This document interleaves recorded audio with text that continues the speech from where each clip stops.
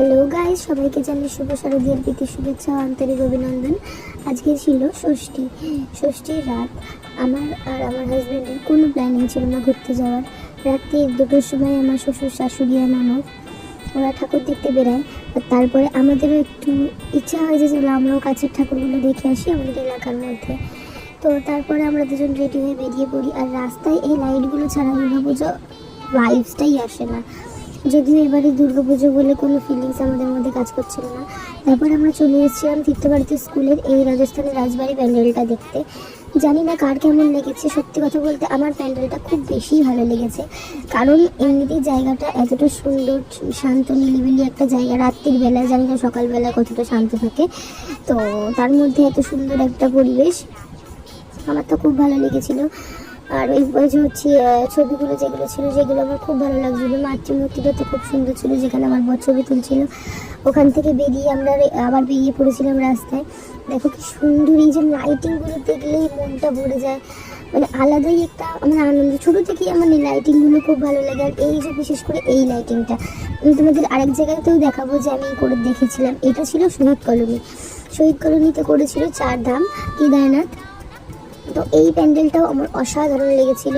রাত্রিবেলা অনেকটা রাতে গেছিলাম, তো তাও লোকজন কিছু কম ছিল না, কিন্তু লাইনটা ছিল না, লাইন পড়েনি অত রাত্রিবেলা, লাইনটা আমরা পাইনি। কিন্তু যারা সন্ধ্যে দিয়ে যাচ্ছে তারা আশা করি লাইন পেয়েছে, প্রচুর লাইন পেয়েছে। কারণ এর আগের বারও এখানে প্রচুর লাইন পড়েছিল। এখানে সব থেকে বড়ো ঠাকুর করেছিল এর আগের বার।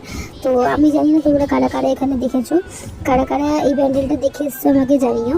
এখানে মাতৃমূর্তিটাও খুবই সুন্দর ছিল, আমার তো খুব ভালো লেগেছে।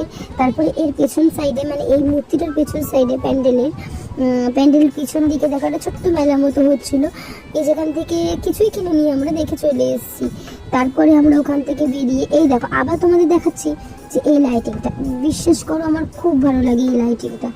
আমি জানি না আমার এত লাইটিংয়ের মধ্যে এই লাইটিংটাই কেন সব থেকে বেশি ভালো লাগে। বিয়ের বাড়ি বলো বা যে কোনো অনুষ্ঠানে এই লাইটিংটা আমার খুব ভালো লাগে। এই একটা প্যান্ডেল আমরা নামিনি, হচ্ছে এখান থেকেই দেখে চলে এসেছিলাম। কারণ হচ্ছে তখন আমাদের বেজে গিয়েছিল 4টে। আমরা বাড়ি চলে আসবো, কারণ পরের দিন সকালে আমার হাজব্যান্ডের দোকানে আবার যেতে হবে তাকে। তো সারাদিন দোকানদারি করে খুব টায়ার্ড ছিল বেচারি। এই যে বাড়ির ভেতরের মূর্তিগুলো আমরা দেখতে দেখতে চলে এসেছি। এই লাইটিংগুলো যেখানেই পড়ছে আমি সেখানেই ভিডিও ক্যাপচার করছি তোমাদের সঙ্গে শেয়ার করব বলে। আমার তো খুব ভালো লাগে। ষষ্ঠীর দিনটা আমার এরকমভাবে কাটবে, সারাদিন হচ্ছে কাজের মধ্যে দিয়েছিলাম।